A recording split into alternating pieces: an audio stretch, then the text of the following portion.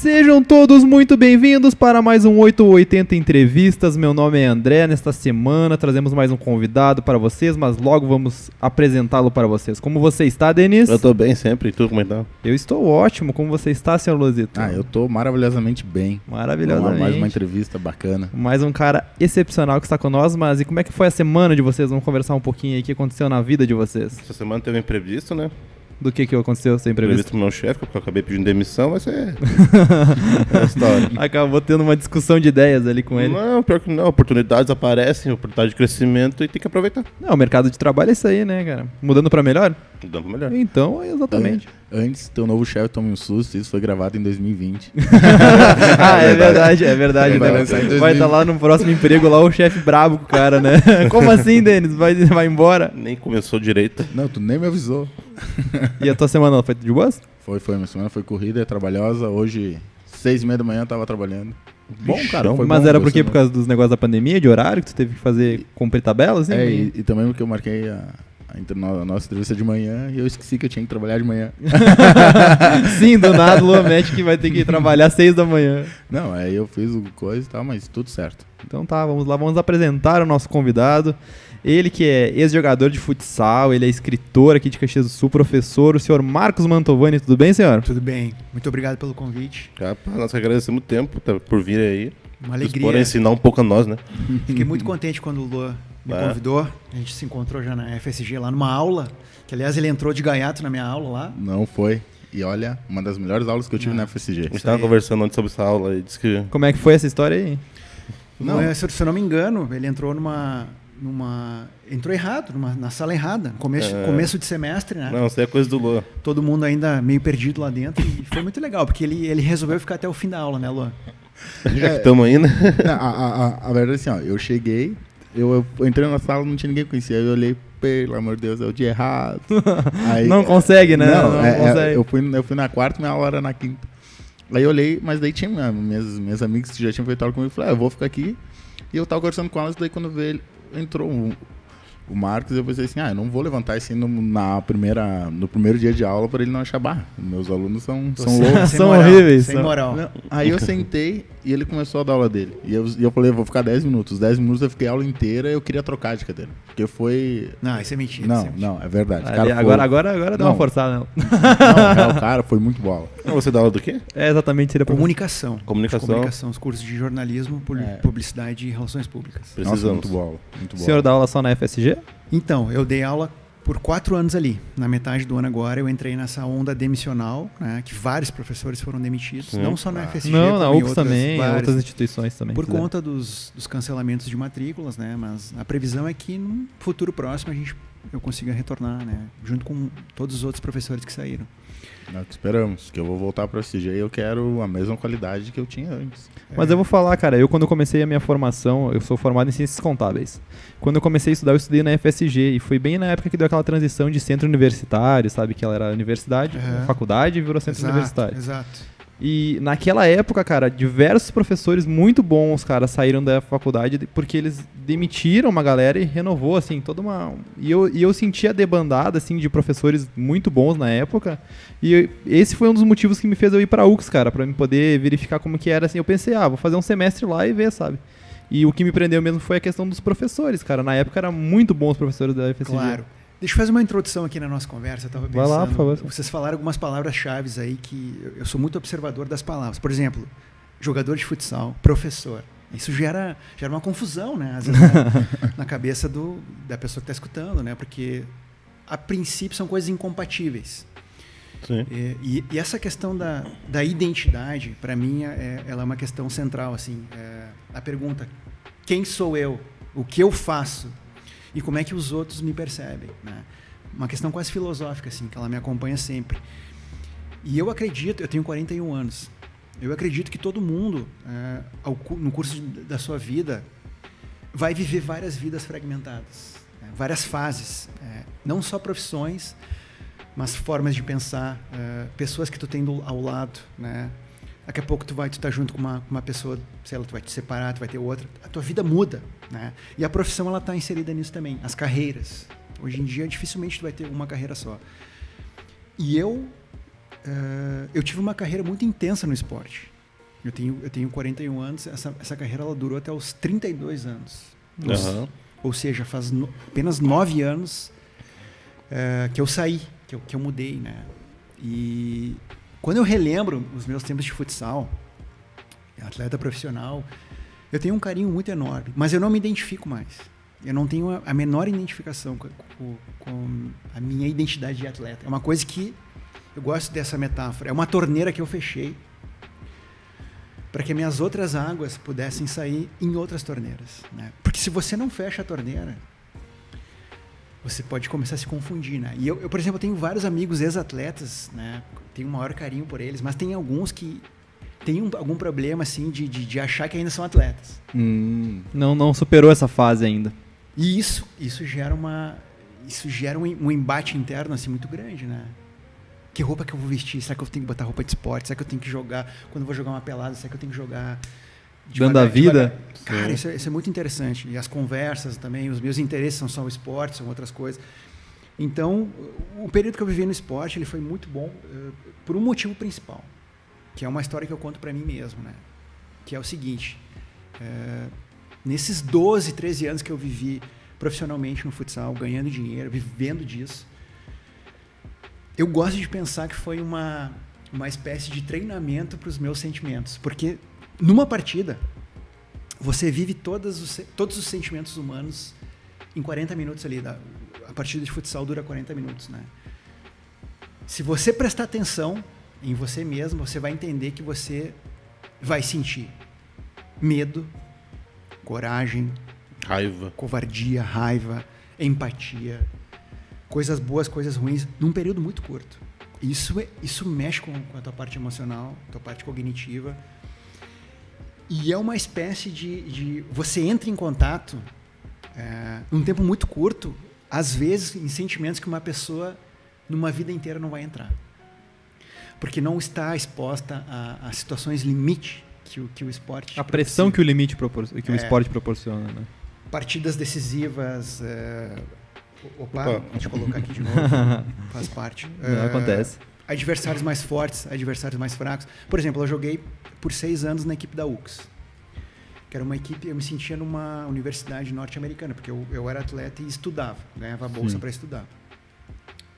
E desses 6 anos eu joguei 5 anos a Liga Nacional. Nossa.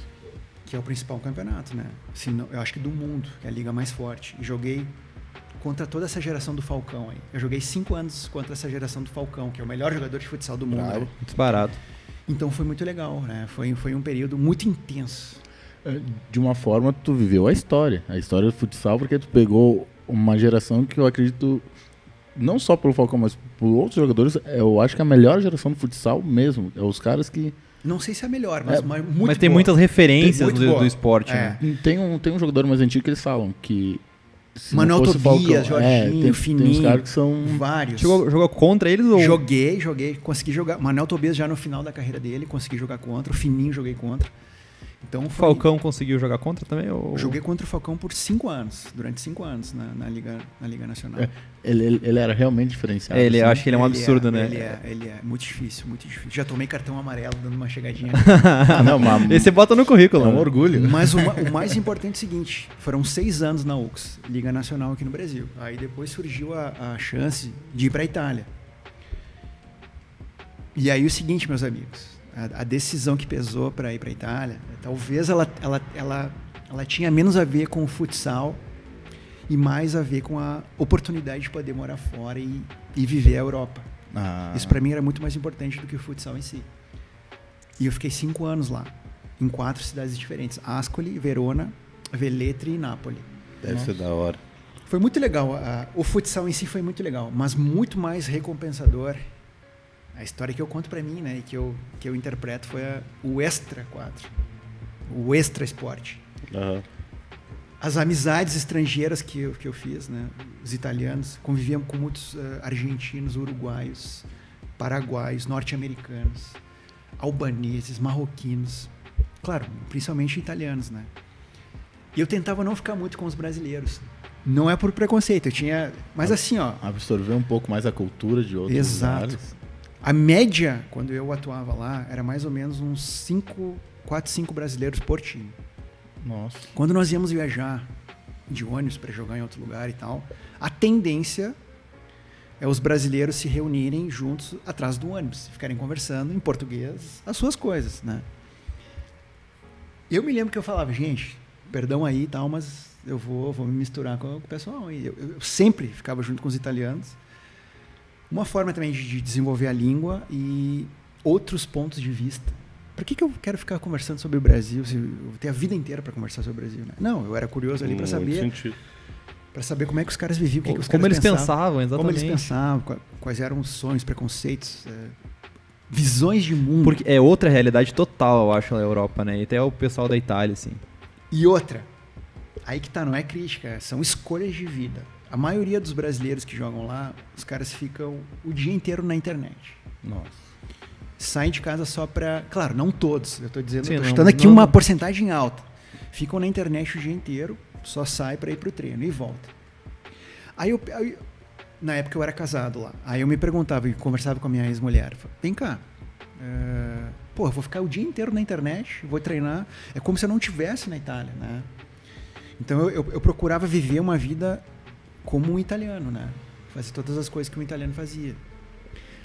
Hoje eu vim de bicicleta aqui e vocês brincaram, legal, é uma coisa que eu me acostumei lá, fazia tudo de bicicleta lá, mercado, eu ia pro treino de bicicleta, isso gerava memes incríveis, mas era o estilo de vida italiano, né? Os caras chegavam de carro, carrões, e eu de bike.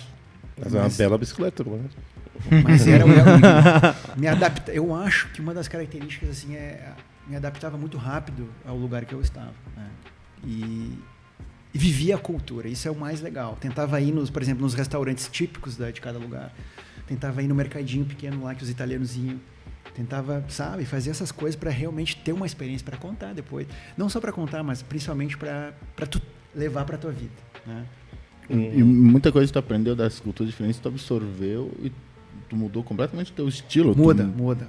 Isso Eu queria muda. perguntar, assim, mudança, o que fez tu parar com o futsal e virar escritor, professor? Ótima pergunta.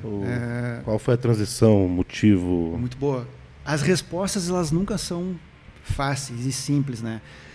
Se você olha para trás na vida, até a vida de vocês, assim, os momentos de ruptura, as decisões, elas nunca chegam de um momento só. Elas é como se... É uma cadeia de coisas acontecendo. É como se, uma metáfora, é como se nuvens começassem a se acumular aos poucos, e quando tu olha, Tá tu sente que é o momento de mudar, né? Então, aos 32 anos, em 2011, repito, eu era casado ainda na época, junto com a minha ex-esposa, a gente achou que era o momento de voltar. Eu achei que eu já tinha vivido o que eu tinha para viver lá na Itália, 5 anos. E de alguma forma, como eu tinha muitos outros interesses, né, leitura, estudo, e eu queria fazer mestrado, né? Eu tinha graduação, mas não tinha um mestrado ainda. E eu queria, então, de certa forma, acelerar a minha vida pós-esporte. Porque como eu não tinha estudado educação física, Denis, eu sabia que eu não ia trabalhar com esporte. E quanto mais eu me alongasse no esporte, mais difícil seria a recolocação no mercado. Recolocação. Não é nem recolocação, é colocação. Adaptação ao mercado, né? Começar do zero, entende? Dentro da pergunta do Denis, veio uma pergunta que eu acho que até se encaixa. Claro, vamos quase voltar ao início da conversa, mas era um sonho teu de criança ser um esportista, virar tipo um jogador profissional de futsal? E se era, como é que foi na tua cabeça também, tipo, que o Denis falou, nessa transição pensar nessa ruptura? Ou tu viu que não? Se era o teu sonho, claro, tu viu, não, eu vivi o meu sonho, agora tá na hora de eu criar um novo sonho. Muito legal. Sim, de certa forma foi um sonho de pequeno, né? Nada extremo, né? Radical, mas sim, eu tinha vontade. E eu comecei a ganhar dinheiro muito cedo no esporte, no futsal. Que é um pouquinho de... Claro, nem comparar com futebol de campo, né? Por favor, né? Outra realidade. Ganhava para poder viver, mas aos 15, 16 anos já comecei a ganhar alguma coisa. Na época era enxuta, que era o time aqui de futsal muito forte, e era uma estrutura muito legal. Tu te sentia um atleta. Então aquilo foi me motivando, né? E também entrei na faculdade para poder continuar sendo atleta. Então uma coisa foi levando a outra, Lua. Estudar e ser atleta. Só que assim, eu nunca parei de estudar. E eu sempre fui um grande leitor, Sempre gostei de literatura desde muito cedo. E era uma das coisas. Sempre gostei da língua inglesa. Fui professor de inglês durante um tempo também, logo que eu voltei da Itália. Então eu gostava de ler, gostava de estudar inglês, gostava de viajar. Ou seja, não gostava de ficar na internet. Gostava de levantar e viver as coisas que tinha para viver, né? E assim, quando eu fui para lá, para a Itália, já estava muito claro na minha cabeça que o futsal ia ser só uma desculpa para poder me manter lá. Que, na verdade, eu queria começar a absorver tudo que eu poderia para, na minha ruptura de esporte, eu já tá um pouquinho mais preparado, um pouquinho mais bagagem de vida e tal. Então não foi traumática essa ruptura, não foi traumática, porque eu já não me sentia tanto atleta, já me sentia muito mais outras coisas, né? A nossa identidade é uma coisa muito complexa. Escritor, professor, jogador, leitor, é tudo muito complexo. Muito dinâmico. É muito dinâmico. Eu acredito que seja por isso que muitos treinadores são antigos jogadores. Eu acho que eles não conseguem fazer essa ruptura. Não consegue, da não vida consegue. Mas aí é muito pelos interesses, né? E aí quando eu voltei pra cá, foi muito engraçado, Denis. Eu voltei sendo professor de inglês. Olha só, comecei a ser professor de inglês.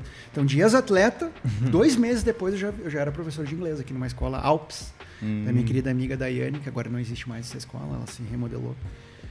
Era uma coisa que eu estudei em escola, depois eu fui estudando sozinho. Então, olha, que ruptura, né? Que mudança, né? De atleta, só falando de esporte, só falando de escalações, de não Tática. sei o quê, Nike, Adidas. Opa! Professor de inglês. Eu lecionei 1 ano e meio inglês. E aí recebi um convite para ir trabalhar na UX TV. A minha amiga Adriana Antunes, a jornalista, ela olhou para mim um dia e falou: Marcos, eu acho que tu tem, a professora ali, eu acho que tu tem jeito para apresentar o programa ao vivo lá na UX TV. Eu falei: você tá de brincadeira, né? Não tem nada a ver, eu sou professor de inglês. Ela: não, vamos lá, fazer um teste. Larguei a escola de inglês e virei apresentador e produtor lá na UX TV. Fiquei 3 anos lá. Apresentava um programa chamado Rede de Olhares, uma vez por semana. Nós tínhamos um revezamento lá. Denis, André e Lua, outra redescoberta ali. Então, sai de atleta, professor de inglês, apresentador de televisão, meu Deus, quem eu sou? Mas eu acho que isso é legal, tu vai te descobrindo, tu vai Sim, abrindo. Eu acho que o legal da nossa vida é isso, porque assim, que nem a gente fala, o André de 2010 não vai ser o mesmo do André de 2015, o André de 2020, a gente vai se adaptando e se moldando conforme as situações. Que nem eu te falei, eu sou um cara que sou formado em ciências contábeis e hoje eu trabalho com design gráfico. Exatamente. Porque assim, a vida ela é tão dinâmica, cara, e as oportunidades vão surgindo, que nem mesmo tu tá comentando da tua própria vida. A gente vai mudando o nosso pensamento, a nossa forma de ver as coisas de uma forma, dia a dia, pequenas coisas vão mudando a nossa percepção de como o mundo funciona. Exato. Eu estudo jornalismo e eu trabalhei a vida inteira num laboratório de prótese dentária. Exato. Querendo ou não, é algo bem distinto uma coisa. Tá, mas daí tu saiu de jogador, professor e apresentador. E o conflito interno? Ou cada etapa tu conseguiu... Claro, do jogador para... O professor tu conseguiu ter ruptura, mas tu conseguiu que cada etapa, tipo... Não, agora minha identidade sou apresentador, agora eu sou professor, agora eu sou... Olha só, eu não sei como é que é para as outras pessoas, né?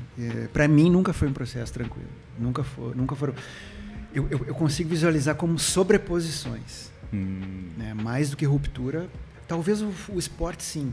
O esporte eu acho que eu já consegui deixar um pouco para trás. Mas o resto que veio depois, sobreposições. E a nossa identidade, ela não é estanque, né? São sobreposições que vão formando uma coisa que está... E isso até o fim, né? Não sei se viverei mais 5 anos ou mais 40. Isso até o fim. A gente não tem como escapar disso. E a gente vai contando essa história para nós mesmos. Mas o que eu queria dizer para vocês é uma característica minha. Eu sempre tentei aproveitar o máximo das coisas do entorno daquilo que eu fazia. Quando eu fui para a UX TV, estou dentro de uma universidade, vou fazer um mestrado. Vou fazer um mestrado em letras, já tenho a graduação. E aí eu fiz o processo seletivo, que não é fácil também. Eu consegui passar e eu fiz meu mestrado em letras, cultura e regionalidade. Tive meu orientador, um antropólogo, Rafael José dos Santos. E aí, além da questão da literatura no mestrado, eu entrei em contato também com essa parte da antropologia, que para mim ela é muito importante hoje em dia também. E alguns projetos paralelos que eu tenho, que daqui a pouco a gente vai conversar, né? Então, cara, eu acho que a gente tem que estar atento. Não estou dando conselho para ninguém, estou dizendo o que eu fiz, né? Atento ao entorno daquilo que a gente faz e tentar aproveitar as coisas que estão ali. Porque existem coisas esperando. Mas é um baita conselho. Esperando que a gente a gente tem que se apropriar das coisas, né? E aí, por essas coincidências, quando eu terminei meu mestrado, eu acabei saindo da UX-TV, fui demitido também. Logo depois ela fechou. Abri o processo seletivo para professor na UX. Eu não consegui, havia vários professores que não consegui. Para qual matéria o senhor queria lecionar? Relações públicas? Relações públicas, jornalismo e publicidade, né? Abrangindo todos os cursos da comunicação. Né? Sim. E logo em seguida abri o processo seletivo na FSG. Éramos em 9 concorrentes. Um dos quais minha professora orientadora da TCC na graduação. Foi muito legal, porque eu consegui levar essa vaga entre 9 concorrentes, foi muito legal. E aí também uma nova identidade que começava a surgir ali. Opa! Já não sou mais professor de inglês, já não sou mais apresentador de televisão, produtor. Eu sou professor universitário agora. Então, muitas mudanças em pouco tempo. E essa chave, ela durou 4 anos, né? Durou 4 anos essa identidade e também mais uma sobreposição. A gente pode falar um pouquinho daqui a pouco também na questão do status, né? Pô, professor universitário é uma outra representatividade de tu dizer, esse aqui é um ex-jogador, né? Não, até a tia da família já olha de outros olhos, né? Exatamente. Então essa questão de como nós nos contamos é uma coisa que me intriga também. Mas eu vejo uma coisa, falando de cada etapa da tua vida até aqui, parece que cada coisa que tu fez, tu se dedicou ao máximo possível naquela época. Que nem tu fala, tu teve essa ruptura de jogador, mas naquela época tu fala com carinho tão grande que naquela época que tu era jogador, tu era 100% aquilo, ou seja, tu se entregou de uma maneira, claro, pensando no futuro, mas parece que em cada etapa da tua vida, que nem quando foi professor de inglês, tu tentou ser o melhor professor de inglês. Sem dúvida. Tipo assim, tu se dedica ao máximo em cada etapa que tu fazia. É uma coisa que às vezes a pessoa não faz, às vezes a pessoa faz algo sem vontade e por isso que não dá certo. Mas olha só, deixa eu fazer uma observação. É legal isso que tu está falando, mas às vezes, Lua, essa falta de vontade ou não fazer o 100% não é nem uma questão de má índole ou de preguiça. Às vezes tu pode cair num local de trabalho ou numa função com a qual tu não te identifica. Um conflito quase de identidade, tu acha? Exato. E aí, o seguinte, nós somos humanos, é inerente essa perda de interesse e a vontade ela vai caindo. E tu pode ter certeza que, sim, eu tentei fazer o melhor, mas em vários momentos eu deixei a desejar, em todas as etapas, o que é normal. A gente tem que ter a sorte de uma hora cair no local com o qual a gente realmente se identifica. Aí, meu amigo, aí é um abraço. Porque aí você vai fazer dinheiro, você vai chegar em casa à noite contente, e as coisas começam a fluir com mais facilidade. Mas eu acredito que tem um pouco de componente de sorte aí também. Não sei, é um pouco mistério. Eu acho que não é sorte, cara. Eu acho que a vida ela é tão engraçada que os caminhos eles vão se formando de uma forma que eu vou dizer assim, hoje eu mudei de profissão, mudei de área e tudo graças a um pouco ao podcast, cara. Parece uma bobagem, cara, mas parece que uma coisa vai levando a outra, que é uma coisa que a gente não tem controle. É uma coisa que simplesmente acontece, sabe? Eu trabalhava em escritório de contabilidade e desde os meus 18 anos eu trabalhei com isso e do nada, um dia eu estava sentado editando o nosso podcast aqui e o cara me ofereceu uma proposta de trabalho. Que legal. Então tu vê, que nem tu falou assim, às vezes tu tava ali fazendo uma coisa, surgiu uma oportunidade, tu tinha aquele interesse de ir atrás. E eu acho que é muito isso, sabe? A nossa vida ela vai dando escolhas e oportunidades, porque às vezes as pessoas têm medo de se arriscar e tentar entrar nessa oportunidade, porque eu sinto que as pessoas têm muito aquela questão de estabilidade. As pessoas não gostam de correr risco. Tu fala assim, quem gosta de mudar? Todo mundo vai falar, eu gosto de mudar, eu quero mudança. Tu fala assim, então muda de lugar, troca de lugar com ele. Nossa, a pessoa te olha torto já. Foi o que eu fiz ontem. A pessoa já te olha todo errado, entendeu? Tava numa empresa onde eu atingi o teto, não tinha mais nada para poder se aprender na função que eu tava lá. E um cara me ofereceu uma outra função, não é diferente, mas na mesma área ali, qual não domino tanto quanto que eu tava fazendo. E eu peguei e falei, vou pra lá, não é pelo dinheiro, foi pro meu chefe. É porque eu quero aprender mais, de repente daqui uns dias eu volto para fazer tal função dentro da empresa. Claro. E eu saí de porta aberta. Agora sim, eu conversando aqui, eu fico pensando também, a cabeça trabalha muito rápido. Rápido não, com muita intensidade. Talvez uma das consequências da leitura, porque eu gosto muito de ler. Aliás, recém fiz um vídeo e tal, e a gente precisávamos nos apresentar. Um vídeo para a prefeitura em relação à Feira do Livro. Sabe como é que eu me apresentei? Olá, tudo bem? Meu nome é Marcos Mantovani, eu sou leitor. Que legal. Sou leitor. Diferente. desculpa, leitor, talvez seja a coisa com a qual eu me identifico, assim, né? Não ganho dinheiro lendo, tô entendendo?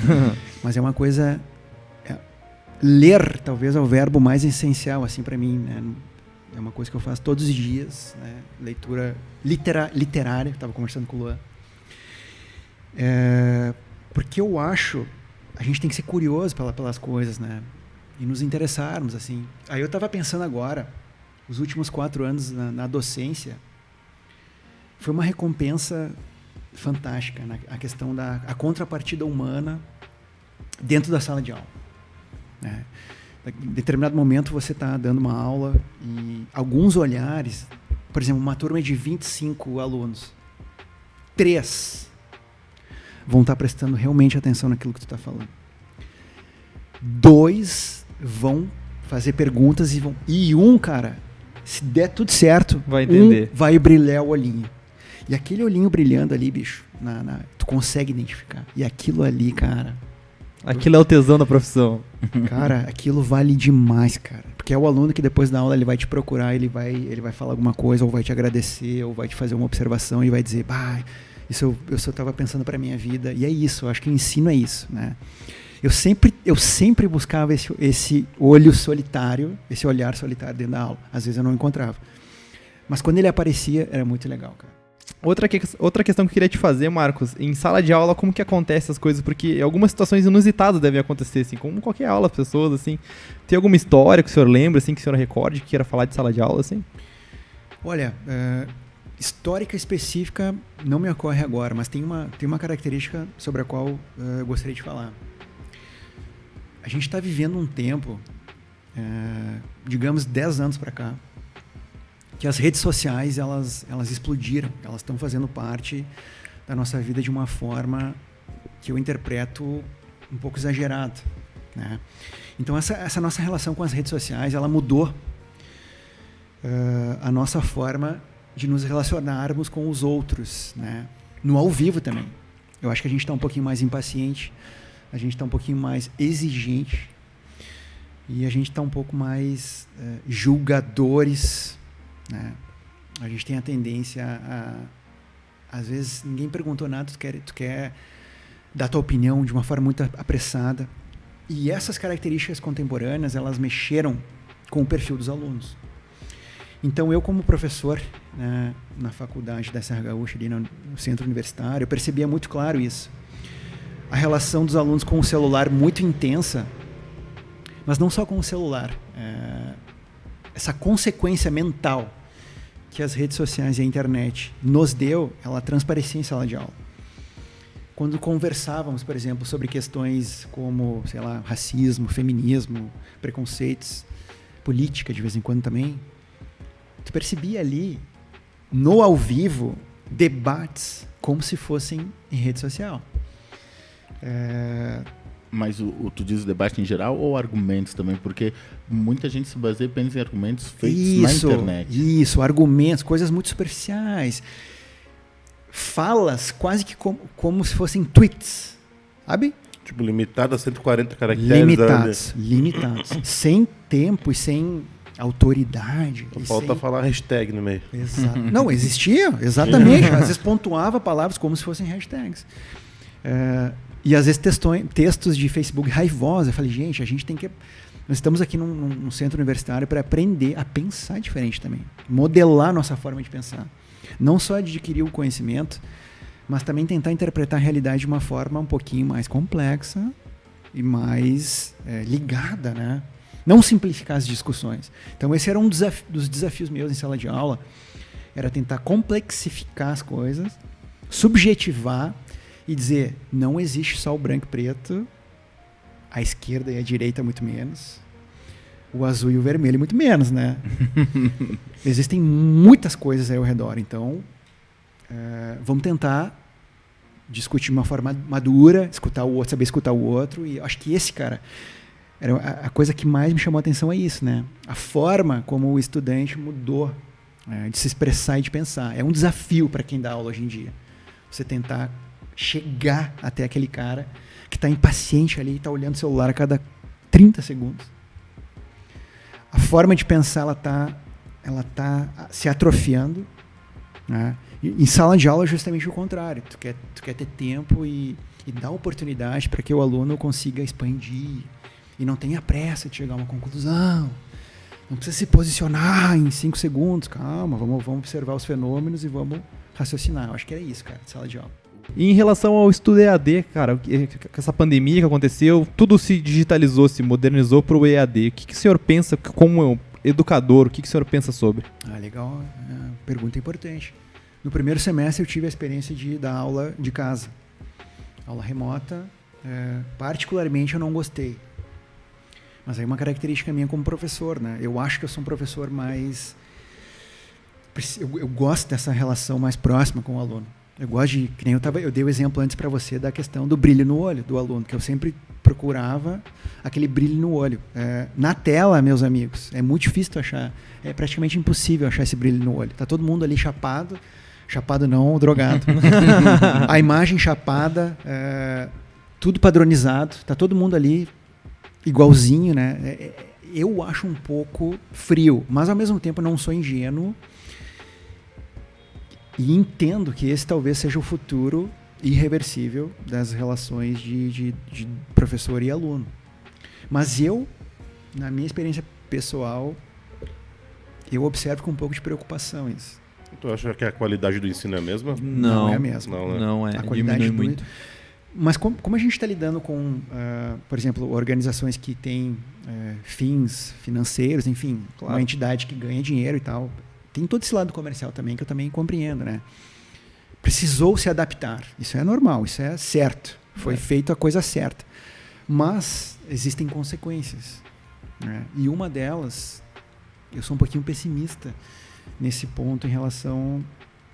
Claro, vou continuar dando aulas remotas com o maior prazer, mas ao mesmo tempo com o coração apertado, querendo voltar para a sala de aula. Porque eu acho que na sala de aula existe uma relação insubstituível ali, né? O conhecimento ele se faz de uma forma, eu acho, mais profunda. Eu entendi uma coisa quando eu entrei na faculdade. Em época de escola, eu não era um aluno bom, eu não era um aluno interessado. Tanto que eu reprovei alguns anos. E quando eu entrei na faculdade, eu peguei, claro, professores bons que explicaram uma coisa assim, ó, aqui tu vem para aprender, só que tu paga. Se tu quiser sair no meio da aula, tu sai. Ou seja, vem quando tu realmente quer aprender. Aí só que é difícil eu faltar, eu sempre ia. E outra coisa que eu aprendi ali é que não precisa ter vergonha de perguntar. Eu acho que isso é uma coisa que tira muito a dinâmica a dinâmica no EAD, porque tinha coisas pontuais. Exato. E algum exemplo aula prático, alguma coisa que... Exato. E muitas vezes a tua troca de experiência também com o colega, não entendi muito bem. Aí tu pergunta, o professor explica, o teu colega te dá mais um outro argumento, tu vai juntando. Porque às vezes, pelo menos o meu ver, a sala inteira se ajuda, porque é uma outra mentalidade. São pessoas que estão ali para aprender e tal. E é algo que tu consegue fazer um debate. Muitas vezes a aula está num nível, tu entra num debate e tu entende realmente o que acontece. E no EAD fica algo meio, eu acho, robótico quase. Mas é meio irreversível, né? Então, estamos nos adaptando. Agora, a adaptação, ela não significa exatamente a mesma qualidade, né? Sim. São processos da vida inerentes, eles acontecem, a gente tenta se adaptar da melhor forma possível, mas demora um pouco até você criar um ritmo de ensino que consiga ser equivalente à questão presencial. Eu acho que é a minha opinião. E se é difícil dar aula EAD, imagina então lançar um livro. Só deixa eu dar um exemplo, só o último exemplo dessa do EAD. Algumas faculdades em São Paulo, claro, para poupar dinheiro, demitiram muitos professores e acontece que muitas turmas foram acumuladas em um professor só. Por exemplo, eu estava lendo no Eu País, há pouco tempo atrás, professores em universidades de São Paulo, um professor com 300 alunos numa aula online. Nossa. Como é que você vai aplicar uma prova? Como é que você vai... Não, e dá a atenção que a pessoa necessita. Entendeu? É impossível, humanamente é brutal, não só para o professor, para o aluno também. Um pouco desrespeitoso com o aluno. Mas eu fico pensando na figura do professor, que é a minha figura. Como é que o camarada vai corrigir de uma forma honesta 300 coisas? Enfim, fica aqui o...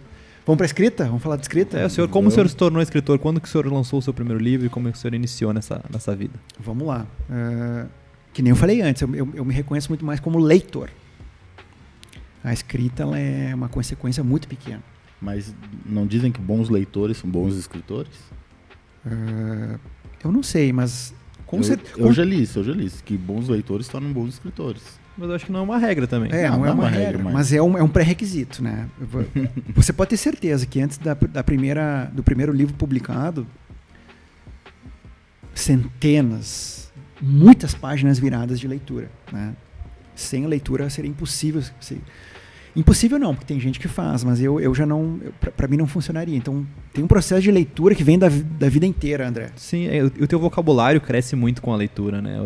O teu repertório de escrita também cresce Isso. demais. E aí, logo que eu voltei da Itália, 2011, eu tinha algumas crônicas selecionadas. Eu escrevia de forma despretensiosa crônicas sobre cultura, literatura. Curiosamente, nenhuma sobre esporte. Eu tinha 60 crônicas, nenhuma sobre esporte. Crônicas sobre viagens, pessoas, comportamento, literatura, arte. Poxa, eu morava na Itália, cara, muita coisa artística lá. Eu escrevia alguma coisa sobre isso. Voltei para cá, reuni esse compilado e saiu o primeiro livro, Sala de Embarque, 2011, uma coletânea de crônicas. Só que como eu sou um grande leitor de literatura, a gente poderia fazer um programa só sobre literatura. Como eu sou um grande leitor de literatura, surgia a vontade de você ficcionalizar uma história, contar uma história de uma forma literária. E aí, em 2013, veio meu primeiro romance, então, Borboleta Nua. Lancei em 2013. Foi um processo de escrita completamente diferente também. E foi muito bacana, 2013, um lançamento ao vivo e tal. E também motivado por muita leitura, fui me experimentando nessa narrativa mais longa, que tem uma peculiaridade aí nesse livro, né? E aí é a magia da literatura. É uma mulher que conta essa história. É uma mulher, é uma personagem, a Débora.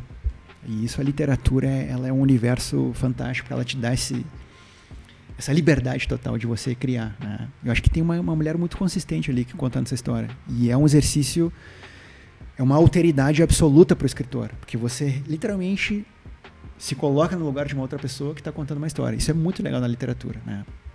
Tive um intervalo de 7 anos, e agora em 2020, então, surgiu Clandestinidades. Lancei agora em maio, no meio da pandemia. Jamais suspeitei que o livro fosse ficar pronto justamente no início da pandemia, porque esse livro ele foi um processo de escrita mais demorado. Esse arquivo ele ficou 6 anos no meu computador. Bastante tempo. Não significa que eu tenha escrito ele por 6 anos, mas ele ficou longos momentos desassistido lá, mas ele ficou 6 anos no meu computador, né?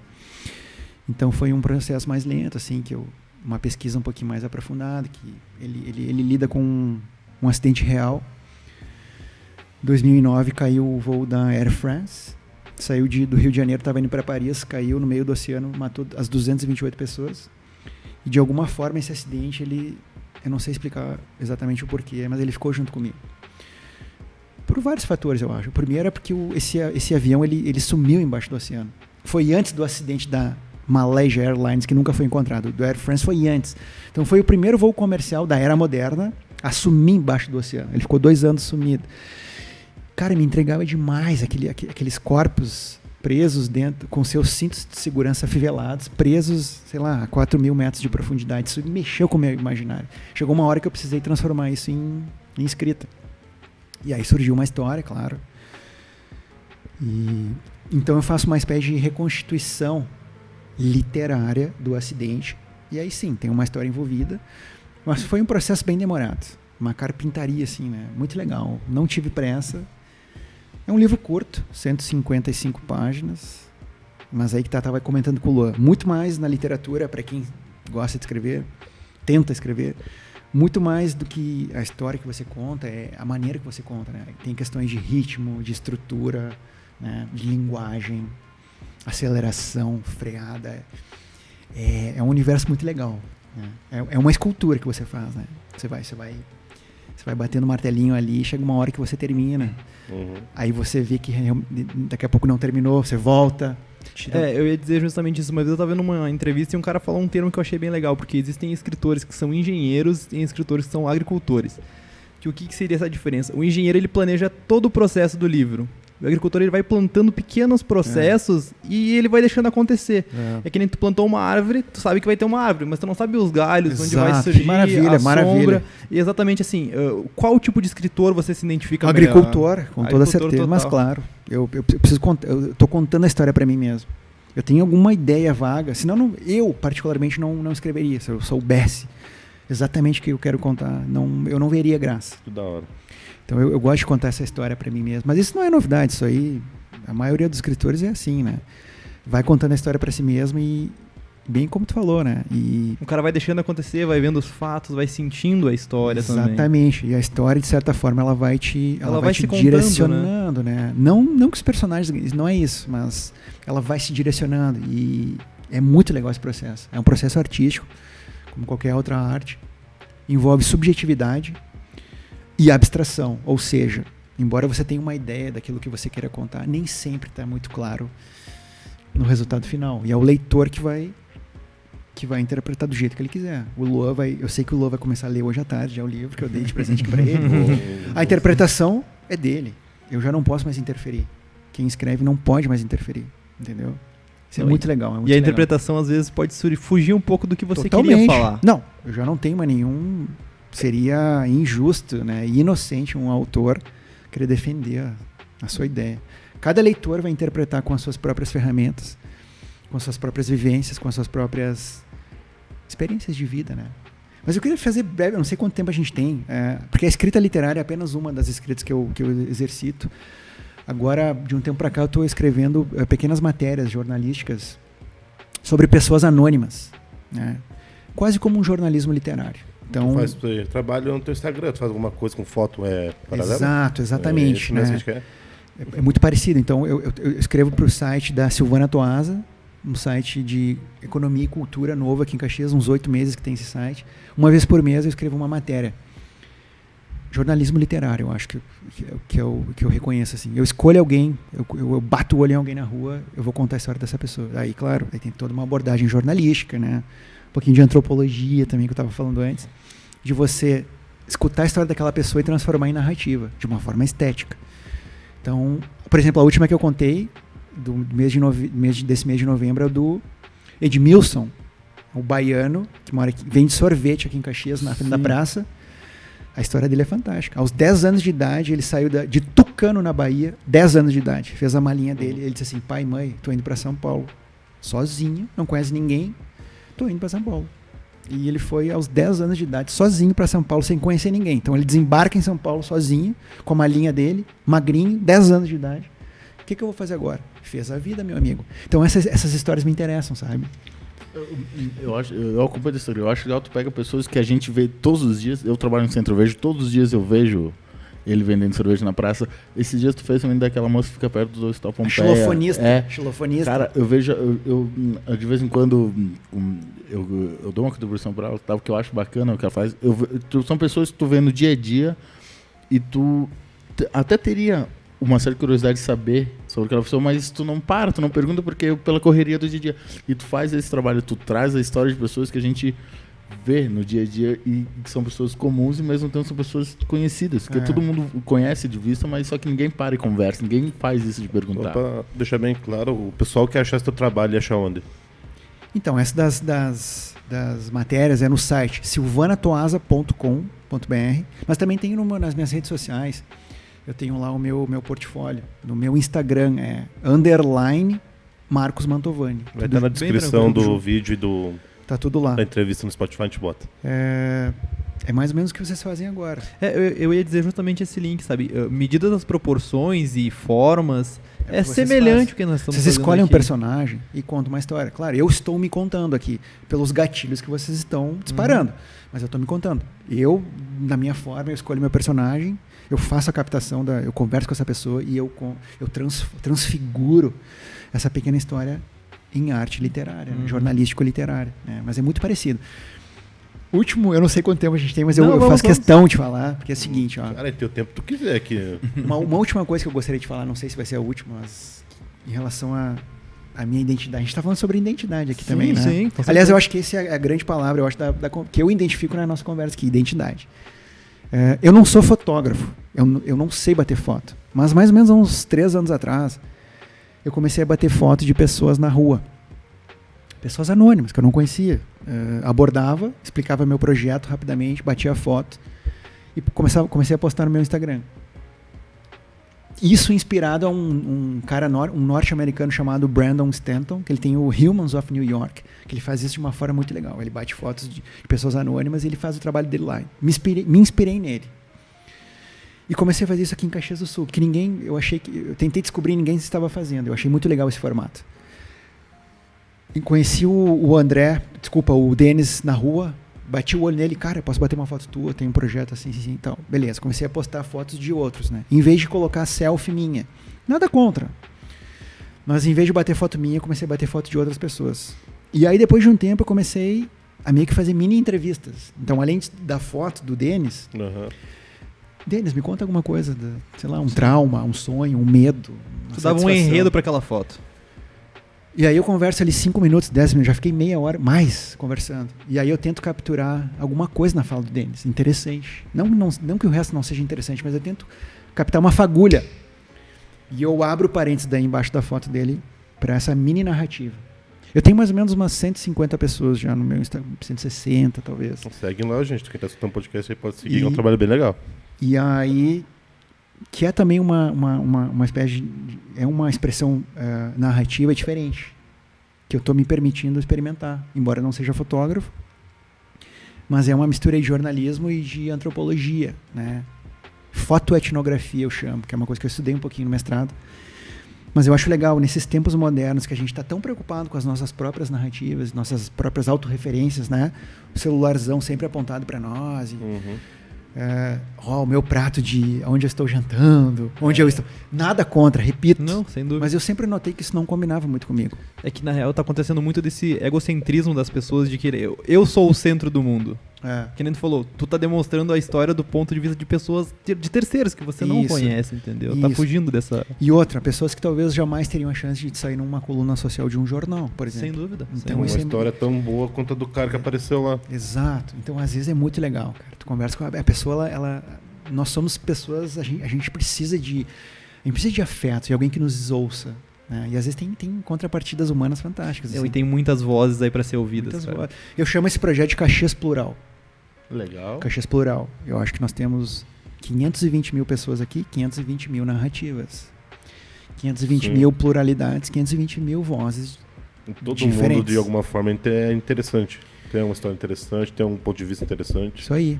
O Luan fez uma observação antes. Eu vou conversar com o cara engravatado lá, que tem pós-doc. Maravilha. Vou me adaptar à linguagem dele. Mas depois eu vou sentar literalmente na calçada com um morador de rua ali, com o Eduardo, que aliás fiz uma matéria muito legal com ele.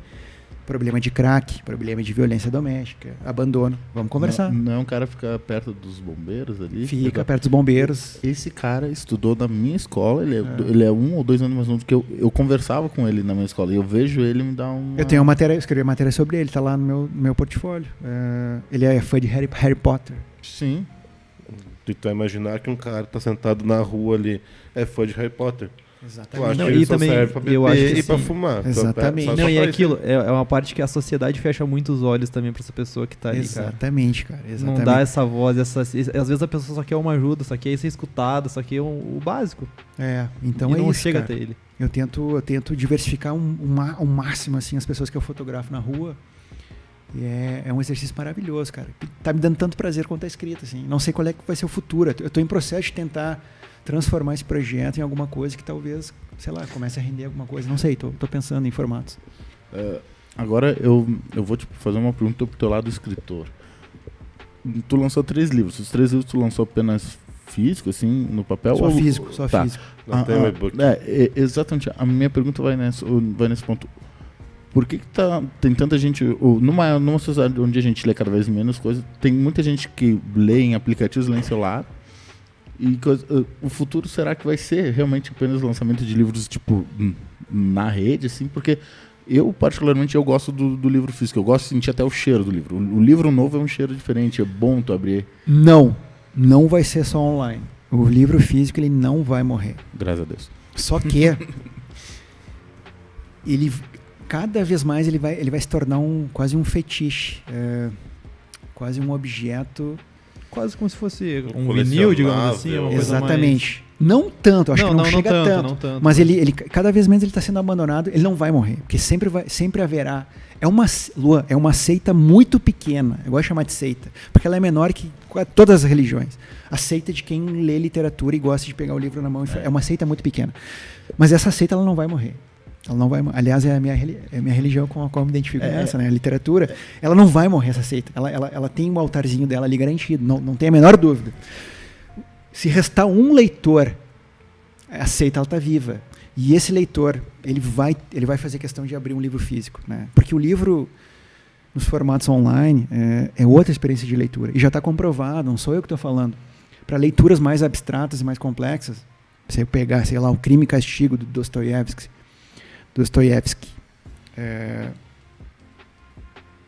o livro físico ele te dá uma outra experiência mais abrangente de leitura. O livro digital, eles fizeram vários testes lá, não sei, tem coisas que te distraem. Até a luz, a iluminação. A iluminação, sei lá, o próprio fato de tu estar segurando um aparelho eletrônico, o teu cérebro ele faz a interpretação de que a qualquer momento você vai sair daquilo ali e vai entrar numa outra janela. Não deve ser bom também, porque o cara tá se concentrando na história, tá começando a imaginar como vê a notificação. Exato. Eu fiz um teste, eu li Perfume no celular e eu li a série Dexter. Eu tô comprando os livros do Dexter e relendo nos livros e vou comprar agora o livro do Perfume pra mim reler, porque é uma outra experiência. Mas assim, ó, não vou me entender errado, não sou contra, sou super poxa, quanto mais leitura melhor, né? Mas respondendo a tua pergunta, no livro físico não vai morrer, é uma outra experiência de leitura. Senhor Marcos, está chegando o nosso tempo, eu gostaria muito de agradecer, cara, foi uma aula, literalmente. Eu vou bater palma pra esse homem. Cara, foi uma bela entrevista e assim, ó, a gente ficou muito feliz, cara. Se você tiver algum projeto que quiser desenvolver, fala com nós pra gente vir aqui conversar, de repente esse projeto fotográfico tu quer expandir ou alguma coisa que tu queira divulgar melhor. Vamos fazer alguma outra entrevista, cara. As portas vão estar sempre abertas, que foi uma aula mesmo, cara. Fico muito agradecido pelo muito obrigado. Parabéns pela coragem de vocês. Estou vendo camisetas de clubes esportivos. Sei que o esporte ele representa para vocês uma parte fundamental, mas parabéns pela iniciativa. Desejo sucesso e vamos se experimentar, né? Quer divulgar de novo essas redes, Elisandro? O Instagram é underline. Não, desculpa. É underline. Não, peraí. Tá assim embaixo, exatamente. Underline. Marcos Mantovani. Esse é o Instagram. É isso. Deixa eu botar na descrição ali. O nome do livro dele é Clandestinidade. Se você tiver um interesse, procure ali que vai ser bem bacana. Assim, ó, eu queria já deixar claro, né? Tipo, o convite eu acho feito. Esse aqui é roxinho. Eu acho feito pra tu voltar, daí nós vamos ter lido o livro. Daí, daí a gente faz um debate sobre se a gente fala mais sobre literatura. Futuramente vamos fazer sim, com certeza. Vamos Legal. Fazer. Muito bom. Valeu. Vamos daqui um ano e meio, que daí é o tempo que o Denis vai levar para ler esse livro. Valeu. Gente, muito obrigado. Valeu, galera. Até a semana que vem para mais uma entrevista do Podcast 880. Tchau. Valeu.